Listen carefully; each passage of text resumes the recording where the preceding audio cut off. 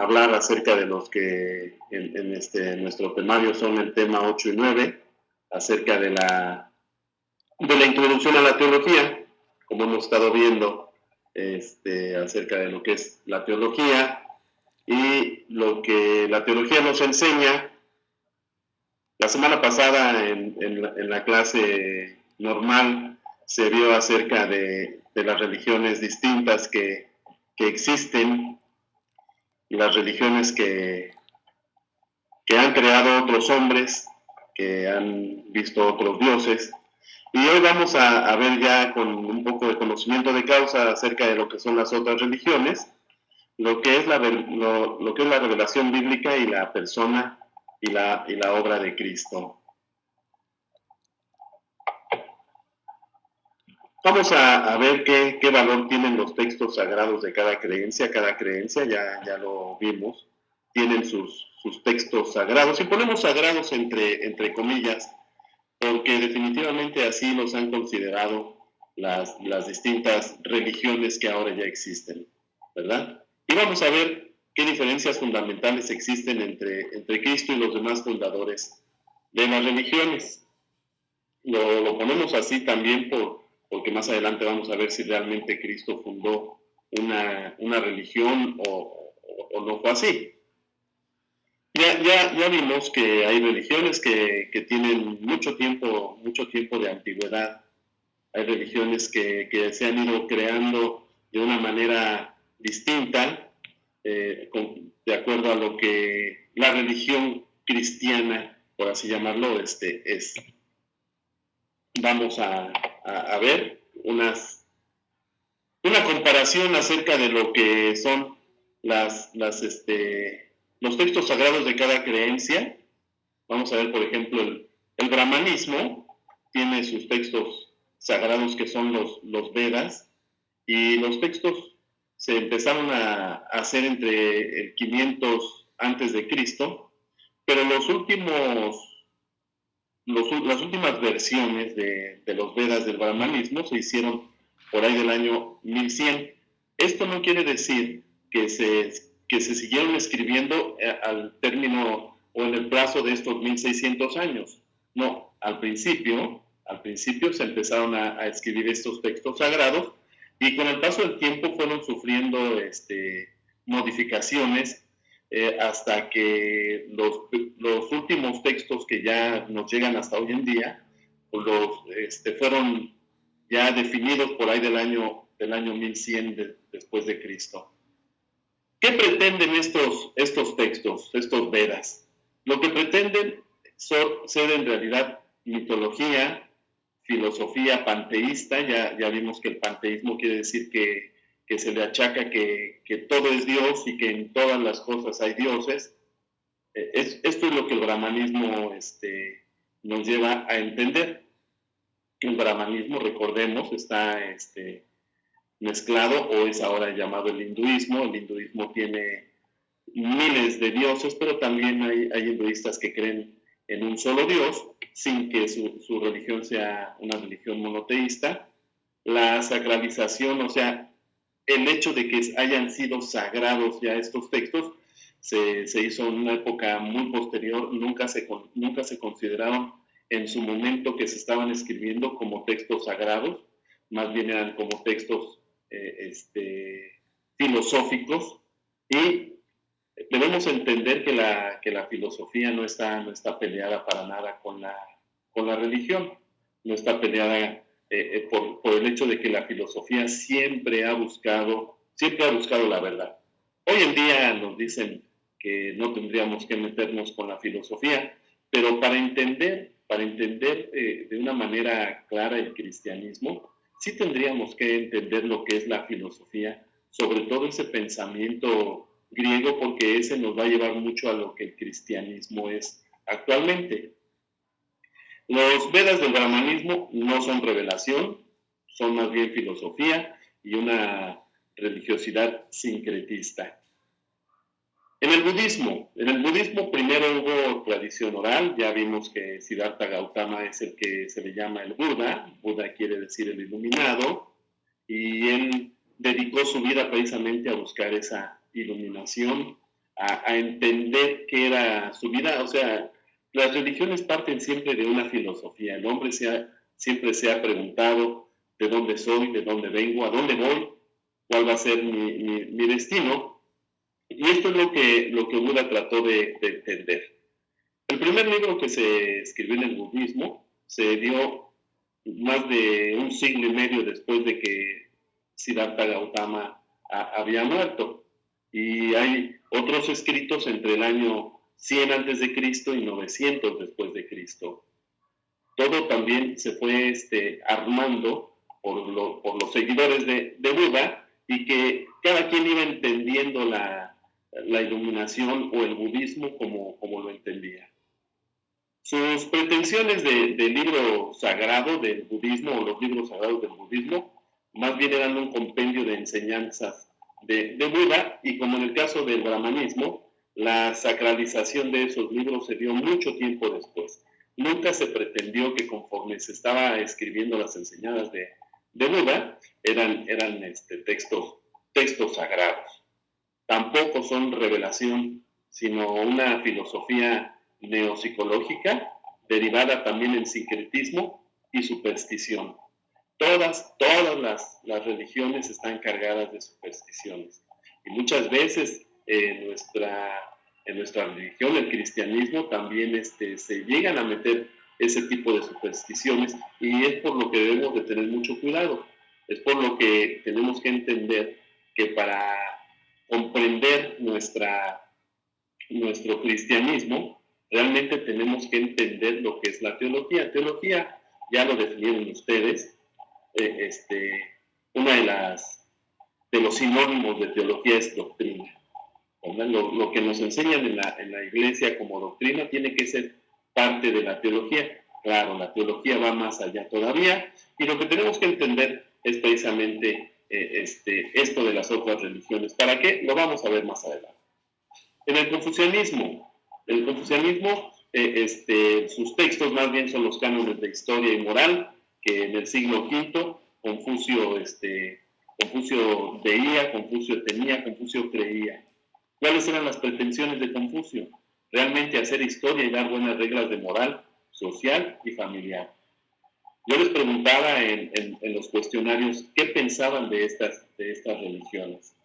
Y si vemos el fondo de las religiones, o de estas filosofías, porque lo tenemos que llamar mejor filosofías, aunque religiones ya las conocemos hoy en día, pues son buenas filosofías. Tienen buenas reglas de moral, buenas reglas sociales, buenas reglas familiares. No pretendían estos hombres, no pretendían hacer religiones. Lo que pretendían era dar ayuda a los hombres para tener una vida mejor. Y eso en realidad no es malo. Lo malo es que hoy en día, pues obviamente todo esto sean religiones, y que definitivamente la gente tienda a hacer de estas filosofías su religión, su forma de vida, ¿verdad? Porque, vamos, como forma de vida no es tan mal, pero sabemos nosotros que para que el hombre pueda trascender, tenemos que buscar algo más, y eso más solamente nos lo ofrece Cristo. Los textos del confucianismo no son revelación tampoco, son ensayos de ética, son ensayos de moral, son buenas costumbres, por así llamarlo. Por tanto, la sacralización también fue muy, muy posterior, pero sobre todo la sacralización ya de los libros significaron traición al espíritu de Confucio. Se fue deformando lo que Confucio quería dar a entender. Pero no solamente pasó en el confucianismo, en el budismo, ha pasado en el cristianismo también, en donde se ha traicionado el espíritu de Jesús. Es bien importante que eso nos demos cuenta, porque definitivamente nos podemos llevar muchas sorpresas cuando estamos precisamente estudiando la teología, y pensamos que la teología no tiene nada que ver con el cristianismo. Es más, en algunos lugares nos dicen, no es necesario que estudies teología para entender. Por supuesto que es necesario entender la teología para comprender de mejor manera nuestra religión, nuestro cristianismo. Seguimos comparando las otras religiones que ya vimos, El taoísmo recuerden, es la obra de Lao Tse, y su texto es el Tao. Es una obra, hoy en día es una obra de muchos discípulos, muchos años después. Lao Tse no escribió precisamente el Tao, sino obviamente sus discípulos fueron plasmando todas sus enseñanzas. También en esto la sacralización es muy posterior, no es revelación, sino hoy en día ya nada más es mera especulación. Pero, como ya dijimos, tiene sus puntos buenos.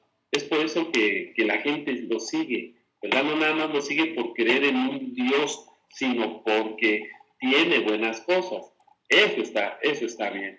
Como ya dije, como ya lo escribimos, la diferencia es el hecho de que esta religión no me va a llevar a la trascendencia que el hombre ha buscado desde hace muchos siglos.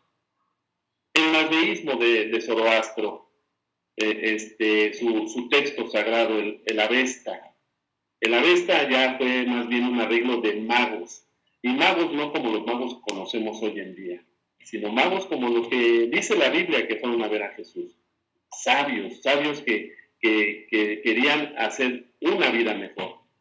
Entonces el Avesta tiene un arreglo de los magos hasta el siglo IX después de Cristo, 1300 años después de que vivió Zoroastro. No se estuvieron escribiendo como vamos a ver que en la Biblia se escribió, ¿verdad? Todas estas enseñanzas fueron permeando las generaciones hasta que poco a poco fueron escribiendo. Sin embargo, ya lo que es el Avesta es una amalgama de supersticiones y que tampoco transmite el auténtico pensamiento de Zoroastro. Zoroastro también, como vimos en el texto que les dejé, pues Zoroastro muy posiblemente conoció a los profetas en Babilonia, a los profetas hebreos. Entonces realmente tenía una calidad humana como para trascender, como para dejar realmente un pensamiento. Simplemente a través de los siglos se ha modificado y ahora en realidad es una religión que definitivamente no tiene lo que Zoroastro decía, no busca lo que Zoroastro buscaba, y definitivamente nos va a llevar a otra cosa. Del Islam, ya vimos que es lo más parecido. De hecho, el Islam y el cristianismo son herencia del judaísmo. Primero el cristianismo, luego el Islam. Pero el Islam, pues obviamente pone su fe en un hombre también, en Mahoma.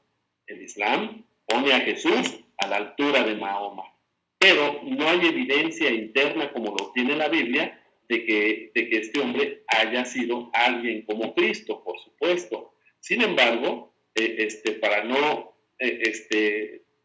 los musulmanes no pretenden elevar a la altura de Cristo a Mahoma. Más bien, a Cristo lo rebajan a la altura de Mahoma. Entonces, el Corán, aunque trae situaciones muy similares a lo que es el Pentateuco, los primeros 5 libros, ¿sí? Es una mezcla de textos bíblicos que fueron arreglados al gusto de su patriarca, al gusto de Mahoma, ¿verdad? Él combinó lo que quiso, hizo del Pentateuco lo que él quiso, y de ahí nació el Corán. El Corán sí pretende ser revelación, pero solamente es una revelación del fruto de la mente enferma de Mahoma. Sus escritos no son cumplimiento de ninguna profecía, ni se hallan insertos en ninguna historia de salvación ni revelación. ¿Sí? El Corán contiene, como les digo, parte de lo que es el Pentateuco, pero definitivamente no se acerca para nada a lo que es la Biblia. Hacemos esto en este tema de compararlas porque, pues obviamente, el mundo ha dicho que todas las religiones son iguales, que todos los caminos llevan a Dios, y la misma Biblia nos va a mostrar que no es así.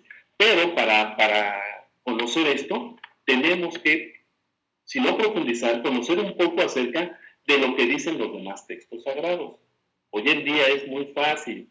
que como la gente no quiere conocer el cristianismo, se va hacia otras religiones. Y cuando las otras religiones les dicen que también tienen sus libros sagrados, que también son desde hace cientos de años, pues la gente piensa que entonces todo es lo mismo. Tenemos que conocer un poco, sobre todo a la hora de lo que hacemos como cristianos, que se llama apología, defender nuestra fe. Simplemente a veces como no conocemos, ¿sí? nos llevan al baile muy fácil, ¿sí? Porque alguien nos habla de otras religiones y nos pone que son más sencillas de llevar, que no nos exigen lo que nos exige el cristianismo, que el cristianismo no nos exige nada, nos recomienda una vida mejor, que así empezaron varios de los libros de los que estamos hablando ahorita, ser recomendaciones para una vida mejor, que sin embargo, con el paso de los tiempos, como sucede en todas las religiones, incluyendo el cristianismo, se van deteriorando, se van modificando y le van poniendo cosas que no son. La teología nos tiene que llevar de la mano a un conocimiento mejor. En contraste la Biblia, en un contraste con los otros libros sagrados, vemos estos puntos a favor de la Biblia. Desde el principio sí pretende ser revelación de Dios, lo que nosotros no. El Brahma, Zoroastro, Confucio, Buda, nunca pretendieron ser una revelación de Dios. En la Biblia sí vemos que desde un principio es revelación de Dios, ¿verdad? De hecho, como la forma en que empieza la Biblia nos da a entender que hay una revelación divina. Número 2, la doctrina del cristianismo no empieza con Cristo. La doctrina del cristianismo empieza con Abraham 2000 años antes de Cristo. ¿Sí?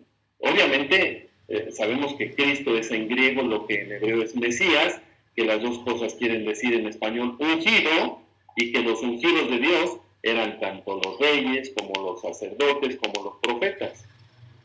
Abraham empieza a desligarse del politeísmo de su tierra para empezar a seguir a la voz del único Dios. Y ese único Dios, Yahvé, Jehová, el Todopoderoso, habla con Abraham, lo ilumina y le empieza a dar las cuestiones que él va a tener que seguir. Entonces el cristianismo empieza desde Abraham 2000 años antes. Todos los escritos de la Biblia, de lo que hoy llamamos el Antiguo Testamento, se remontan a más o menos entre 1200 y 1500 años antes de Cristo. Situación que no se da en las otras religiones, que se puede dar, pero que se escriben mucho tiempo después. Y aquí los escritos, no nada más las ideas del Antiguo Testamento, porque antes todo era de manera oral. Se empieza a escribir aproximadamente entre 1200 y 1500 antes de Cristo. Pero ya son historias mucho más antiguas, como lo que estamos poniendo aquí como número 4, el Pentateuco, que son los escritos más antiguos, no que se hayan hecho con mayor antigüedad, sino lo más antiguo que conocemos conforme a la escritura, son escritos que tienen fuentes antiquísimas, fuentes que primero fueron fuentes vocalizadas y que más adelante se tuvieron que empezar a escribir. Pero además, a partir de Éxodo 3, los relatos que vemos en la Biblia los hacen testigos directos. Disculpen, por favor. Entonces, a partir de Éxodo 3 vemos que los relatos no nada más hablan de alguien, sino que alguien está hablando de lo que está relatando en esta palabra de Dios, que precisamente se le atribuye a Moisés. Bueno, y la Biblia, lo que es el Antiguo Testamento, son escritos inspirados por Dios. De ahí que la frase favorita de los profetas es: así dice Jehová. Es por eso que, ya saliéndonos tantito del tema, en los libros que hoy llamamos deuterocanónicos o libros apócrifos, no se encuentra esta aseveración. Por eso es una de las razones por las cuales no se aceptan esos otros libros en lo que es el canon bíblico que hoy en día nosotros manejamos. Así dice Jehová. Es como los profetas decían, obviamente están recibiendo directamente la palabra de Dios. Cosa muy distinta que en los otros textos que ya vimos ahorita, no se encuentra por ningún lado que su Dios les haya dicho que así se tenía que hacer las cosas. Si van teniendo alguna duda, alguna pregunta, pueden escribir y pues trataremos de resolverla.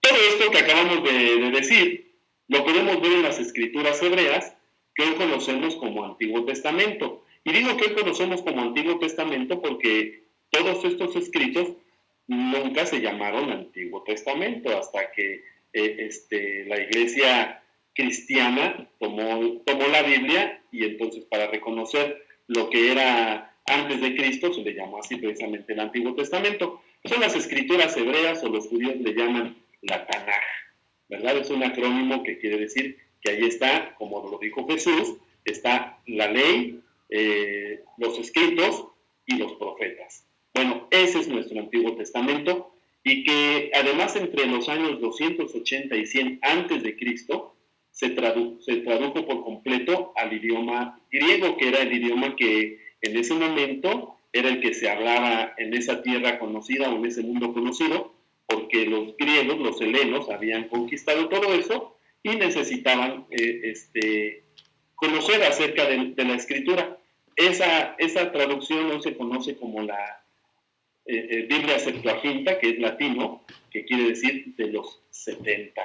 Esa es otra historia, pero en fin, todo esto que acabamos de ver, que es evidencia interna de la misma escritura, está desde ese entonces y está en lo que, como les digo, hoy conocemos nosotros como el Antiguo Testamento. El Antiguo Testamento se terminó de escribir aproximadamente por ahí del año 200, lo que hoy se tiene como Antiguo Testamento en el canon protestante, se acabó de escribir aproximadamente en el año 200 antes de Cristo. Entonces, todo esto que es inspiración de Dios, ya estaba mucho antes de que Dios viniera a la tierra en una forma de hombre. Todo eso es una evidencia interna que nos tiene que dar a entender que esto es muy distinto a los textos que tienen, a los textos sagrados, nuevamente entre comillas, que tienen las otras religiones.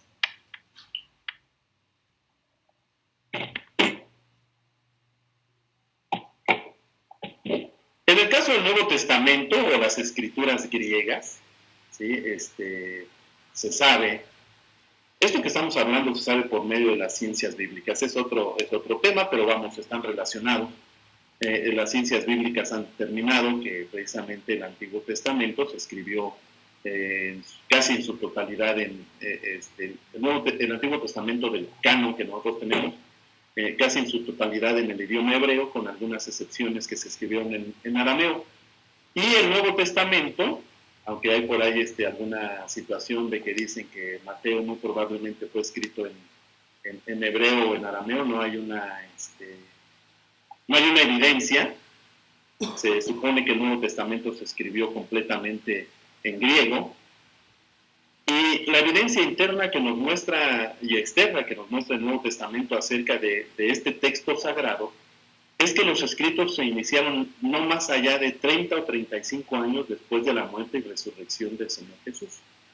Por ejemplo, Marcos se dice que se escribió aproximadamente en el año 65 después de Cristo. Es el primer evangelio que se escribió, no es Mateo, pero no necesariamente es el primer libro que se escribió de lo que hoy llamamos el Nuevo Testamento. El primer libro que se escribió fue por ahí del año 50-55, fue de lo que Pablo escribió y se cree muy certeramente que es la primera carta a los tesalonicenses. Bueno, seguimos con esto. En su mayoría estos escritos fueron redactados recopilados por los que vieron y oyeron al Maestro. Y esto lo vemos en la primera carta de Juan, en donde dice lo que hemos visto, lo que hemos oído, lo que han atestiguado. Esto es muy distinto a lo que ya repasamos de los textos sagrados de otras religiones, en donde sí, también discípulos de esos maestros escribían, pero no escribían de inmediato. Aquí sí, los escritos del cristianismo, los escritos de Jesús, se empezaron a escribir, como les digo, por ahí del año 50, la primera carta a los tesalonicenses, por ahí del año 65, el Evangelio según Marcos, pero se supone que había fuentes de donde Marcos se nutrió para escribir. Así que aunque este primer libro se escribió por ahí de 30 a 35 años después de la muerte y resurrección del Señor, ya había escritos que, como les digo, no son del tema, pero había escritos que se habían ya elaborado con los dichos, sobre todo con los dichos de Jesús. Pero la situación aquí muy distinta es que los que los conocieron, Mateo conoció al Señor, Juan conoció al Señor, Marcos se supone que lo conoció por medio de Pedro, Lucas no lo conoció, pero tuvo él la forma de investigar, él mismo lo dice, ¿verdad? Queriendo poner la historia en claro, me he puesto a investigar de una manera concreta y correcta lo que ha sido la vida de Jesús. Y, por supuesto, Pablo, que es quien más escribió acerca de él, sobre todo de la doctrina que Jesús le dejó, pues tuvo un encuentro espiritual, físico además, con el Señor, ¿verdad? Más que espiritual, físico. Y todo esto lo podemos determinar, lo podemos conocer, una cosa que no existe en los demás textos sagrados. Hoy en día hay más de 5,000 manuscritos de porciones del Nuevo Testamento o del Nuevo Testamento completo. Más de 5,000 manuscritos, solamente del Nuevo Testamento. Del Antiguo Testamento también existen bastantes, pero del Nuevo Testamento existen más de 5,000 manuscritos. Manuscritos que pueden ser como este que estamos viendo aquí en la ilustración, que se llama Papiro P52 y se le llama John Rylands, y se supone que es del año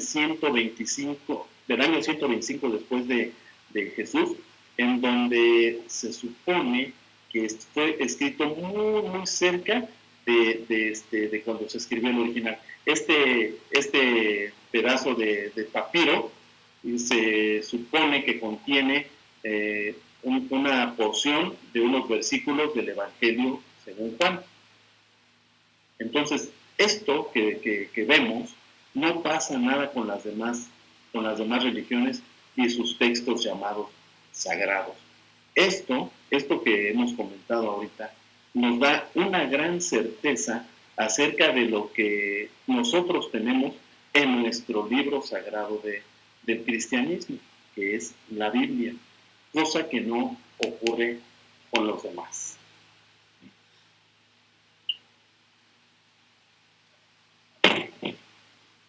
Bueno, entonces, son de las cosas que nos dan esa gran seguridad, ¿verdad? Por eso hace rato decía que aunque esto es tema de ciencias bíblicas, se conjuga con la teología para que podamos tener precisamente esa confianza en el estudio de la teología. Hablemos ahora de Cristo y los fundadores de otras religiones. ¿Qué religión fundó Jesucristo? Ninguna. Y aquí algunos podrán decir, ¿cómo? Entonces el cristianismo, no. Él dijo directamente, no penséis que he venido a abrogar la ley y los profetas. No he venido para abrogar, sino para cumplir. Y yo aquí lo estoy poniendo en negritas y subrayado para que entendamos qué fue lo que en realidad hizo Jesucristo. Lo que hoy llamamos cristianismo es precisamente la doctrina que tuvo su origen en las enseñanzas de Jesús. No se ve bien aquí en esta presentación que les puse de PowerPoint. De repente se nos mueven las letras, pero entonces, ¿qué es el cristianismo? es precisamente una doctrina o una religión que tuvo su origen en las enseñanzas de Jesús y que están recogidas en los evangelios. De ahí nace el cristianismo. Algunos dirán, bueno, ¿y todo lo demás? ¿Todas las cartas de Pablo? No. Las cartas de Pablo, si nos fijamos bien, son cartas que Pablo hace a las iglesias que ha estado fundando para que sigan al cristianismo, para que vivan el cristianismo. ¿Sí? Son palabras de Dios, también Pablo lo dice, estas son palabras de Dios, pero también dice, estas son locuras mías, ¿verdad? Pero es un hombre que se entregó por completo a aquel que anduvo persiguiendo. Y entonces, esto es la razón por la cual nosotros decimos que Jesucristo no fundó ninguna religión.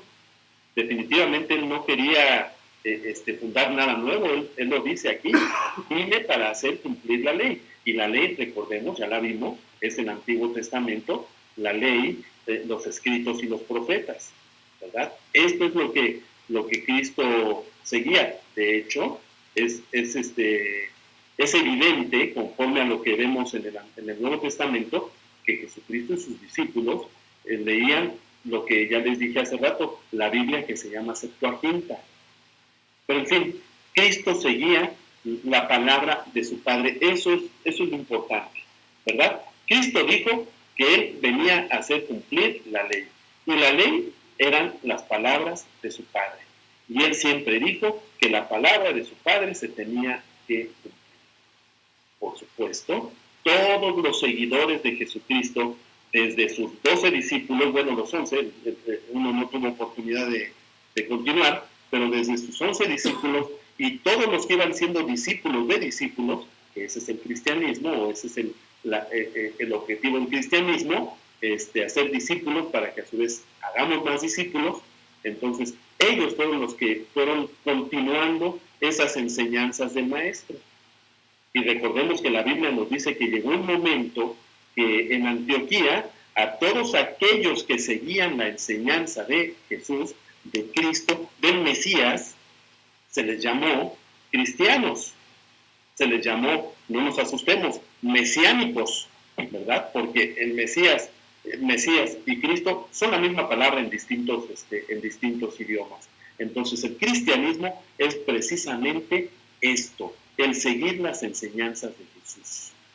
Así como Zoroastro, como Buda, como Confucio, no pretendía necesariamente fundar religiones, ¿sí? Cristo tampoco. Las religiones se fueron creando por los mismos seguidores de las enseñanzas. Entonces el cristianismo es esto, con la diferencia, ya lo estamos viendo, de que precisamente lo que tiene como fundamento las religiones, y en este caso nuestra religión, que es el cristianismo, es un libro sagrado que sí tiene evidencias internas y externas de que han sido palabra de Dios y de que, sobre todo, las ciencias bíblicas han demostrado que hoy en día podemos tener plena confianza de lo que leemos, a pesar de tantas traducciones, de tanto manejo acerca de 20 siglos de la palabra de Dios, es realmente lo que Dios dio a conocer.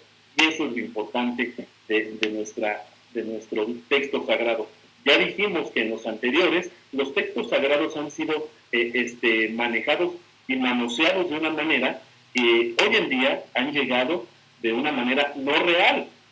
Entonces, nosotros tenemos en la Biblia no nada más el hecho de decir, sí creo en la Biblia como mi libro de fe, porque así me lo enseñan. No, yo creo en la Biblia como mi fundamento de la fe, porque la historia se ha encargado de demostrarme que este libro sí es un libro sagrado y que tal y como lo recibieron los hombres de parte de Dios, de esa misma manera, un 95% de la Biblia me ha llegado a mí de la forma en que Dios la ha dictado. Esa es la gran diferencia que existe entre las otras religiones. Como defensores de las religiones, obviamente nos ponemos a veces en un plan de guerreros, ¿verdad? Pero a veces no tenemos las armas necesarias para defender lo indefendible. Nosotros sí podemos tenerlo, pero no se trata nada más de creer lo que dice la Biblia porque sí, tenemos que creer porque Dios ha decidido que hasta nosotros nos haya llegado de la manera en que Él la dictó.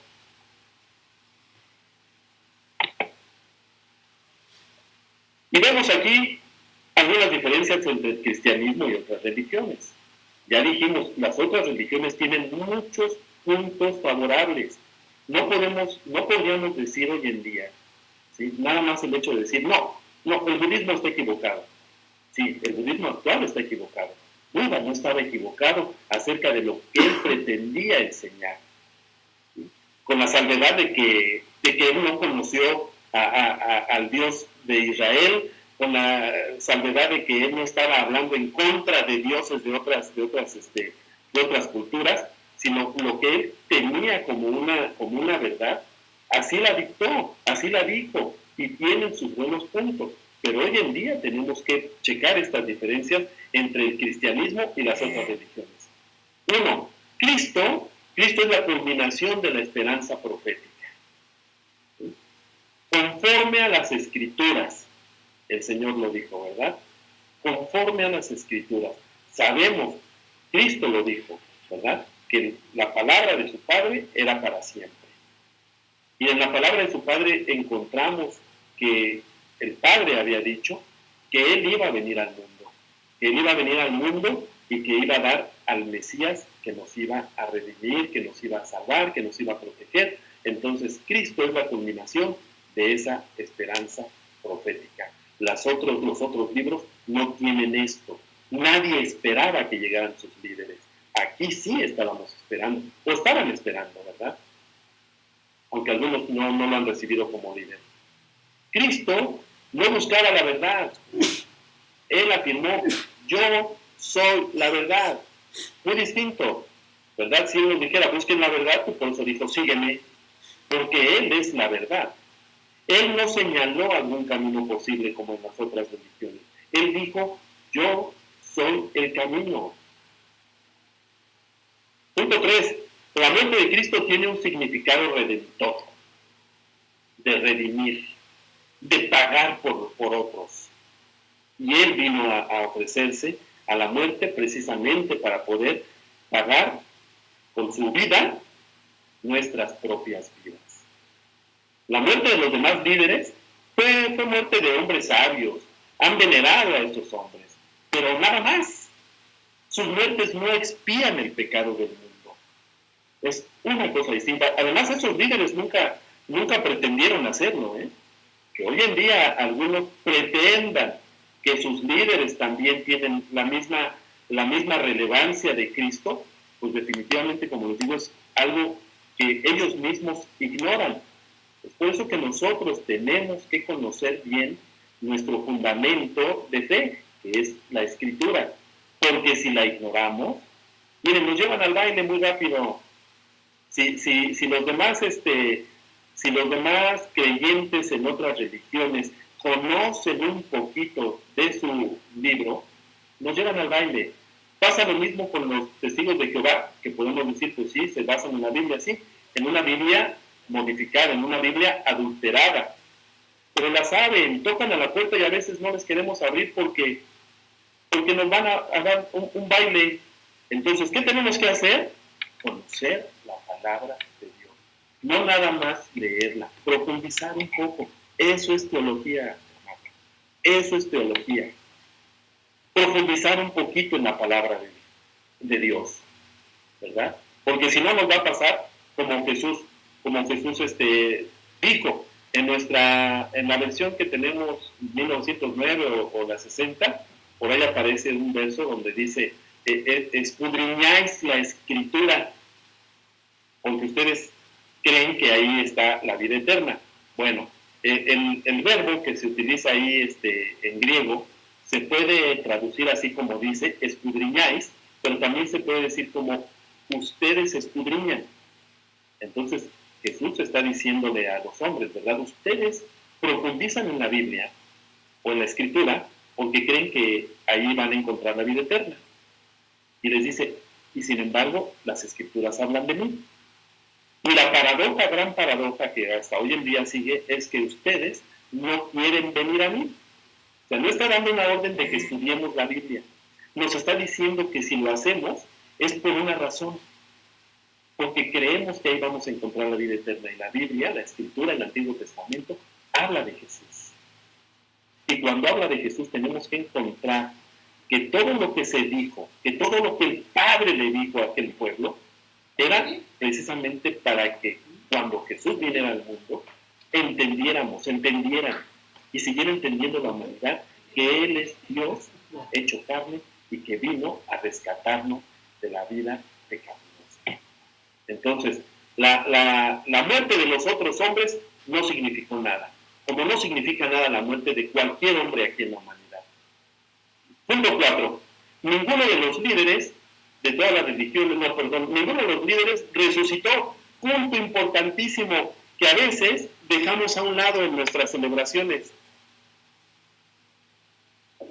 Hablamos mucho acerca de la muerte de Jesús, pero la muerte de Jesús sin la resurrección no significaría nada tampoco.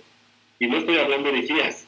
La muerte de Jesús por sí misma no significaría nada si no viene la resurrección. Entonces, la muerte viene a tener un sentido completamente distinto, el sentido que nosotros sabemos que tiene. Y en ninguna de las religiones se dio esto. Así que por más que nos digan que es bueno el budismo, que es bueno el hinduismo, que es bueno el islam, tenemos que entender que sí, tiene sus partes buenas, pero que definitivamente sin una muerte redentora y sin una resurrección que nos asegura a nosotros nuestra propia resurrección, esa religión no sirve para nada. Ninguno de esos líderes resucitó. La tumba de Mahoma es lugar de peregrinaciones. Cada año va millones de personas a ver la tumba de Mahoma. Nosotros no podríamos hacer lo mismo porque la tumba de Cristo está vacía. En este momento podemos decir, gloria a Dios, porque la tumba está vacía. A los 3 días ya no estaba el Señor ahí. Y eso nos viene a enseñar que nosotros tenemos una gran esperanza. Pero, sin una aceptada teología, hermanos, a veces este mismo punto lo van a hacer a un lado. Punto 5. Los líderes de todas las religiones no hicieron nunca un milagro. La vida de Jesús fue un milagro en sí, atestiguado por una infinidad de testigos. Resucitó y Pablo dijo, hay una gran nube de testigos, muchos viven todavía, como para que alguien que no creyera fuera y preguntara. Y eso está plasmado en lo que hoy conocemos como la Biblia, el libro fundamental de nuestra fe. Y no nada más, vuelvo a repetir, ¿verdad? Porque definitivamente este gran esfuerzo que está haciendo el hermano Esparza de crear un instituto en donde, hasta donde vi el otro día, unos 40 alumnos están inscritos y lamentablemente ahorita 2, 4, 6 están aquí escuchando esto.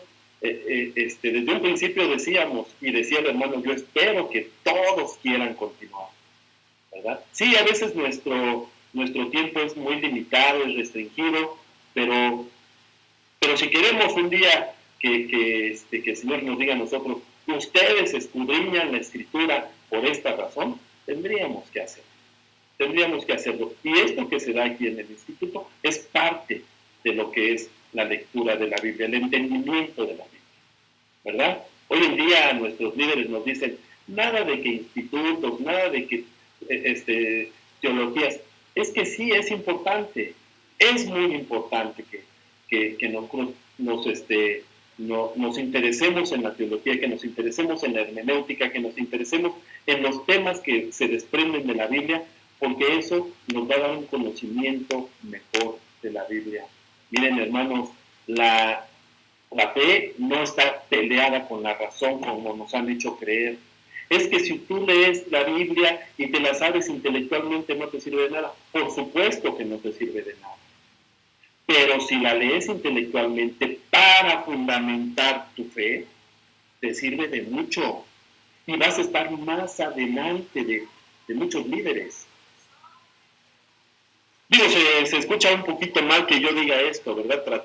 Pretendiendo ser también un líder. Pero pues el líder tiene que sobresalir.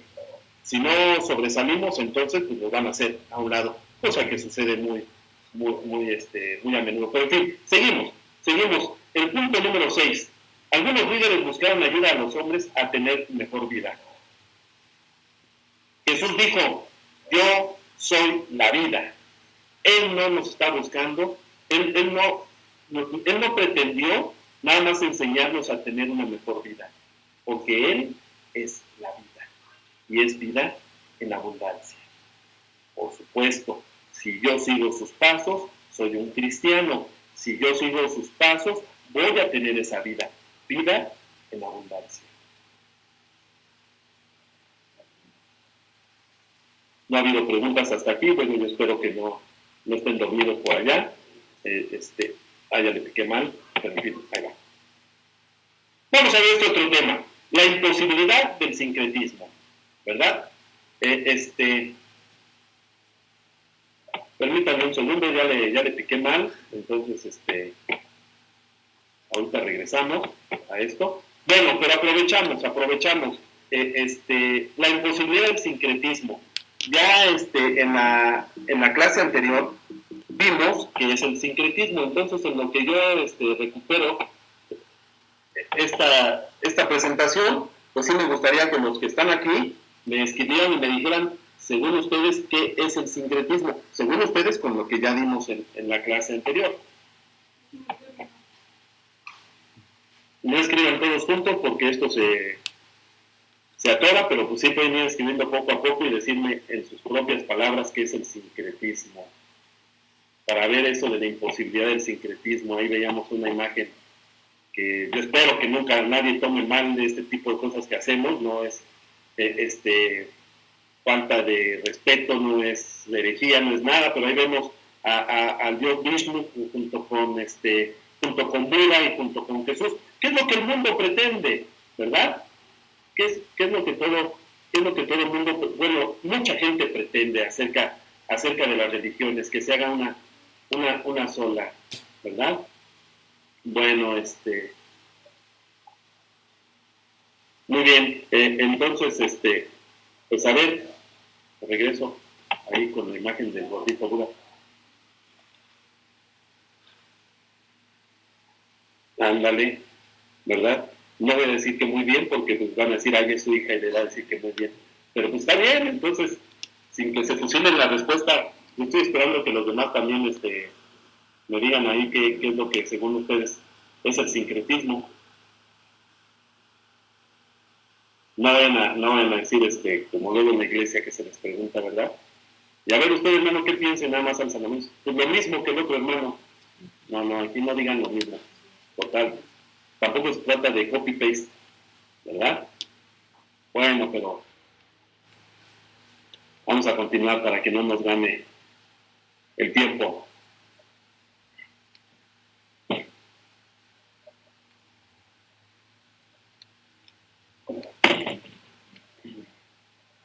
Bueno, entonces vamos a ver la imposibilidad del sincretismo, que como decía aquí Karen, es tratar de conciliar las diferentes religiones. Y, caray, ¿cómo le tenemos miedo a eso, verdad? Y digo, no se trata de conciliar las religiones, se trata de conciliar al mundo. A eso vino Jesús. Un escritor, el que escribió lo que es Narnia, no, porque nosotros no vemos cine, ¿verdad? Un escritor, Clive S. Lewis, dijo, un hombre que no fuera más que un ser humano y dijera la clase de cosas que Jesús dijo, no sería considerado un gran maestro de moral. O bien, sería un lunático o el mismo diablo salido de los infiernos. ¿Sí? Pero esto fue la fuerte, ¿verdad? Pero o Jesús es el Hijo de Dios, o se trata de un loco. Se le puede tener por un perturbado, se le puede escupir, se le puede matar como a un demonio. O de lo contrario, puede uno caer a sus pies y llamarle Señor y Dios, tal y como lo hizo Tomás, ¿verdad?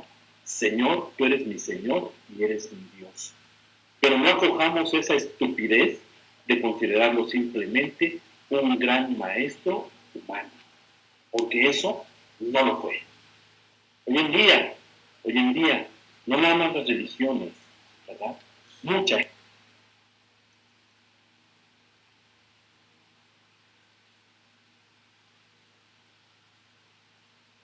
gente dice, es que en realidad Jesús solamente fue una hora estaba tibia porque el Señor ya se había levantado,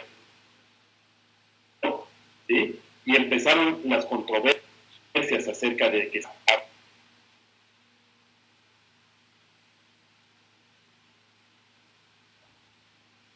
había sido hombre, o nada más había sido Dios, o nada más había sido unas religiones, consideran que Jesús solamente fue un hombre. Nos vamos a preguntar toda la vida.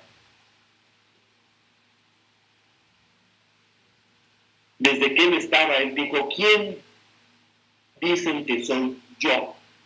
Pero los judíos fue un rabino, un enviado del cielo para el hinduismo, un iluminado, un maestro para el budismo, para el islam, un profeta. Y eso es a lo que este escritor, ¿verdad? Es una gran estupidez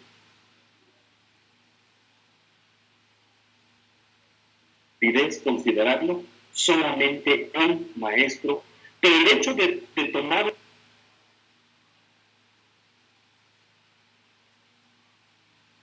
una posición así nos lleva definitivamente a, como decía este escritor,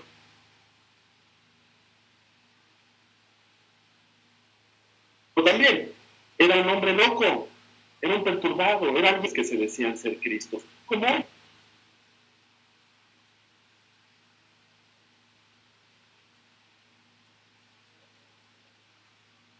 en día se siguen diciendo, pero en aquel entonces también.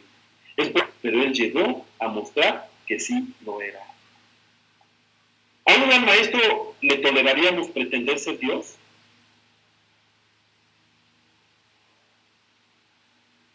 ¿Expiar el pecado del mundo con su muerte? ¿Hacer el destino eterno de la humanidad? ¿A un solo hombre? ¿A un maestro? Estaríamos más locos nosotros. El sincretismo trata de hacernos creer que esto es cierto. En 1893, un Parlamento Universal de Religiones que afirmó todos los caminos conducen a Dios, al mismo Dios. Nada más que se les olvidó aclarar a qué Dios se referían en aquel Parlamento Universal de Religiones. Ustedes pueden meterse hoy a internet y buscar el Parlamento Universal de Religiones. Sigue desde entonces actuando. Y lo que pretende es ese mismo punto, ¿verdad? Que todos los caminos conduzcan a Dios. Y obviamente pues las demás religiones están felices porque ese parlamento las está poniendo por igual a todas. Y nosotros sabemos que no es así. ¿Qué dice el sincretismo? El sincretismo tiene 3 puntos. Uno, se basa en la suposición de que todas las religiones son positivas y no son más que reflejos de una religión universal original, ¿verdad? O sea, hay una religión universal, hay un ente supremo o entes supremos, y de ahí nos tendríamos que colgar todas las religiones, porque todas vamos hacia el mismo destino. No es cierto. Sostiene que no ha habido una revelación única, singular en la historia, sino que hay muchas revelaciones, muchas ideas que todas pretenden alcanzar la realidad y armonizar todas las ideas para que haya una religión mundial. Eso es lo que busca este dichoso parlamento. Ustedes pueden buscar y se van a dar cuenta que aún líderes cristianos están en ese parlamento, porque muchos líderes cristianos no han comprendido bien el libro fundamental del cristianismo y han pensado que lo que están diciendo es una cosa cierta. Sí podemos alcanzar al Dios supremo, al ente supremo, a la revelación que está ahí, a lo más grande. No es así. El sincretismo es en sí una protesta contra la revelación única en la historia que pretende el cristianismo. Si nosotros negamos que tenemos una revelación única, estamos perdidos. Suponiendo, sin conceder, que Dios habla de una manera infinita, de muchas maneras, y nunca singularmente, entonces el hombre está dejado a sus propias fuerzas, porque él tendría que determinar cómo y dónde alcanzar esa verdad última. Si Dios hablara de esas muchas maneras, si no hubiera hablado de una manera particular, única, entonces estaríamos perdidos. Blas Pascal fue un científico que él sí creía en Dios. Hoy tenemos la idea de que la ciencia no cree en Dios, de que no tenemos que meternos en la ciencia. La Biblia es ciencia también. La Biblia la estudian las ciencias bíblicas. Y Pascal decía eso: miseria del hombre sin Dios implica felicidad del hombre con Dios. O sea, si yo realmente considero que hubo una revelación especial, que fue el tema que vimos anteriormente, tengo que creer que esa revelación especial es la de Dios Todopoderoso, que nos avisó que vendría Él mismo a salvarnos, y lo hizo en la persona de Jesús. Nos tenemos que preguntar, cuando hablamos de religiones y de cristianismo, ¿qué tienen en común el Nirvana de Buda y la casa de mi padre con muchas moradas que Cristo nos dijo? ¿Qué tienen en común la Nueva Jerusalén y el paraíso de Mahoma? El dejar todo como está del Tao, no movemos nada, y el sermón del monte de Jesucristo. La insensibilidad que tienen el hinduismo, el budismo, el zoroastrismo y todas esas religiones que hoy en día existen, cuya filosofía se acerca mucho a una buena filosofía, y todos esos cultos orientales, y el conocer a Cristo y experimentar el poder de su resurrección que Pablo anunció. No tienen nada en común unas y otras. La fe cristiana no puede sobrevivir cuando se renuncia a su particularidad. Los testigos de Jehová, lamentablemente, no pertenecen al cristianismo de Jesús. El mormonismo no pertenece al cristianismo de Jesús. No podemos decir que ellos también tienen su verdad, porque verdad solamente hay una. Jesús lo dijo: yo soy la verdad. No dijo: yo soy una de las verdades. Yo soy la verdad. No podemos tener entonces no podemos consecuentar que las otras religiones pretendan también ser una revelación. La revelación única la tiene lo que hoy se llama cristianismo. Porque si no nos mantenemos en esa particularidad que nosotros sí tenemos,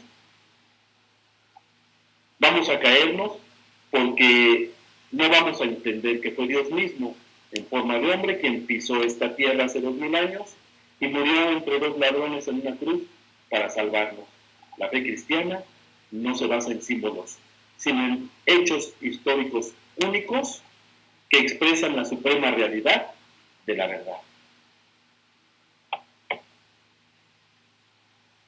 Así que nosotros, frente al sincretismo, tenemos que proclamar estos 5 puntos. La Biblia es el único texto confiable por su evidencia interna y externa. La Biblia es el único texto que tiene evidencias tanto dentro de sí como fuera de sí, para poder decidir que es el único texto sagrado confiable. Número 2, Cristo es único como Salvador. ¿Sí? Fue profeta, fue sacerdote, fue rey, o lo es, pero sobre todo es Salvador. Ese es el único que lo tiene. Nadie salva. No salva Buda, no salva Zoroastro, no salva Mahoma, no salva Lao Tse. Cristo es el único que nos puede salvar. Punto 3. La revelación bíblica que culmina en Jesucristo es única como expresión divinamente inspirada de la verdad. Dios es la verdad, Jesús es la verdad. Y entonces la revelación culmina ahí en la Biblia. Solamente así lo podemos entender. Punto número 4. La proclamación del Evangelio es el único medio de salvar a los hombres, ya que tenemos una única revelación y una única salvación en Cristo. Y eso lo encontramos en el Evangelio. El Evangelio es uno. Tenemos 4 versiones de los Evangelios. No tenemos más. Los demás Evangelios se llaman ahora apócrifos, porque fueron hechos con mitos, leyendas, mentiras. Estos 4 evangelios o estas 4 versiones del evangelio que tenemos en la Biblia es la única que nos proclama la salvación.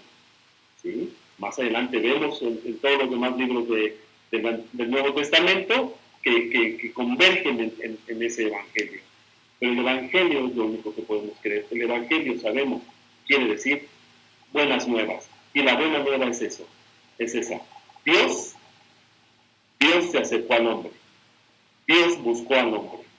Y el hombre tiene que encontrarlo para poder encontrar la salvación. Y punto número 5, una conclusión. El sincretismo es del todo inaceptable. No podemos aceptar el sincretismo con otras religiones, con ninguna. El cristianismo, recordemos, se divide en el cristianismo evangélico y el cristianismo católico. El cristianismo católico lo que quiere es un sincretismo, un ecumenismo, que no es lo mismo, pero para llevar a los evangélicos a los pies, pero no a los pies de Cristo, sino a los pies de Roma. Y como decíamos ahorita, no es lo mismo sincretismo que ecumenismo. Sí, también le tenemos un miedo en torno al ecumenismo. Si entendemos lo que es ecumenismo, vamos a darnos cuenta que Jesús lo que quería era tener un ecumenismo con todos aquellos que creyeran en el Dios Todopoderoso. ¿Verdad? Claro, hoy en día también el ecumenismo nos quiere llevar hacia otro tipo de cosas. Pretenden que nos unamos, pero que las normas sean las de ellos. Así no puede ser. Hermanos, la teología nos va a afirmar una cosa. El amor hacia Dios y el amor de Dios hacia nosotros es lo que tiene que hacer que esta humanidad realmente cambie. Bueno, pues dentro de la plática que tuvimos no hubo ninguna pregunta, entonces obviamente ustedes que lo están viendo, pues ya saben, ¿verdad? Lo que voy a comentar o van a escuchar lo que voy a comentar, los que no están pues no lo saben, pero el tema está en la plataforma y la tarea, que no es tan larga, ahí está, entonces para que vean cuál es la tarea de lo que estuvimos diciendo, pues métanse a la plataforma y ahí van a ver, cumplan con sus tareas, por favor. Es una gran oportunidad que ustedes tienen de estar estudiando y definitivamente no hay que desaprovecharla, ¿verdad? Entonces yo espero que pronto haya más de los que hoy estuvieron aquí con nosotros y que aprovechen el conocer de una manera más profunda la Escritura. Bueno, pues si no hay alguna pregunta, alguna duda que quieran hacerme, pues vamos a concluir. Les agradezco que hayan estado aquí en mi primera clase presencial, mi primera experiencia. Sí, definitivamente, pues uno se pone nervioso, ¿verdad? A pesar de que no estamos jóvenes, pues uno se pone nervioso porque es la primera vez que estamos, no los veo, pero sé que ustedes me están viendo, entonces les agradezco la atención que hayan tenido para conmigo, y pues si programamos otra, coméntenles a los demás que aquí estamos para tratar de aprender, para tratar de hacer amena la enseñanza de Jesús, porque definitivamente la enseñanza de Jesús nos sirve, es buena, es amena y nos tiene que inspirar a nosotros para seguir su camino, su paso. Muchas gracias. Bueno, pues también a ustedes muchas gracias por haber estado aquí conmigo. y Dios les pague también a ustedes por el tiempo que tuvieron aquí. Y pues nos vemos. Gracias también por sus consejos.